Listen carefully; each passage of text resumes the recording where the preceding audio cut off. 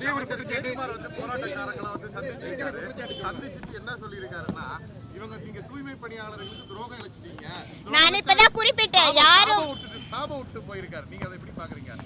சாபம் விடுறதுன்னு தாண்டி அவர் வந்து இப்ப எலெக்ஷனுக்காக வெளியில வந்து பேசுறது. கடந்த அதிமுக ஆட்சியில வந்து 10 மண்டலங்களை வந்து பிரைவேடைஸ் பண்ணாங்க. அப்ப எங்க போச்சு? அப்ப ஏன் குரல் கொடுக்கல? அப்ப ஏன் இந்த அநீதியை தடுக்கல? 10 மண்டலங்கள் பண்றதுக்கோ 2 மண்டலங்களுக்கு பண்றதோ ஒண்ணா? அப்ப குரல் கொடுத்துருக்கலாமே. அப்ப குரல் கொடுக்காம இப்ப வந்து குரல் கொடுக்குது அரசியல் பண்றாங்களா? முடிவு சொல்லுங்க மேடம். ஏன்னா அவங்க 5 நாளா போராட்டம் பண்ணிட்டு இருக்காங்க. அவங்க வந்து மேயர் தான் குற்றச்சாட்டு வைக்கிறாங்க. நீங்க வந்து பணியை நிரந்தரம் பண்றான்னு சொன்னதுனால இல்ல அவங்க தூய்மை பணியாளர்கள் வந்து உட்கார்ந்தது எல்லா வீடியோ எடுத்து எல்லாமே எங்களுக்கும் தெரியும். நாங்க கேட்க ஒரே ஒரு பதில், தொடர்ந்து அது ரிப்பன் மாளிகை முன்னாடி தொடர் போராட்டம் நடந்துட்டு இருக்குது. இது வந்து அரசாங்கத்துக்கும் கெட்ட பேர் தான். அவங்க வந்து அங்க இருக்கக்கூடிய மக்கள் ஒரே ஒரு கோரிக்கை என்ன சொல்றாங்க, இதே மேயர் தான் எங்களுக்கு வாக்குறுதி கொடுத்தாங்க. அவங்க மேயரே வந்து இப்ப வந்ததுக்கு அப்புறம் தனியாருக்கு தார வட்டாங்கன்றாங்க.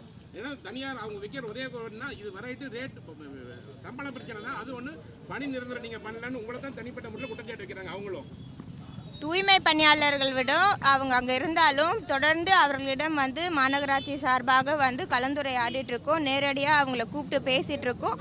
அவங்களும் வந்து நாங்க பணியில வந்து சேருறோம் அப்படின்றத தான் தெரிவித்திருக்கிறார்கள். கண்டிப்பா அவர்கள் வந்து பணியில வந்து சேருவாங்கன்றதை தெரிவித்துக்கிறேன்.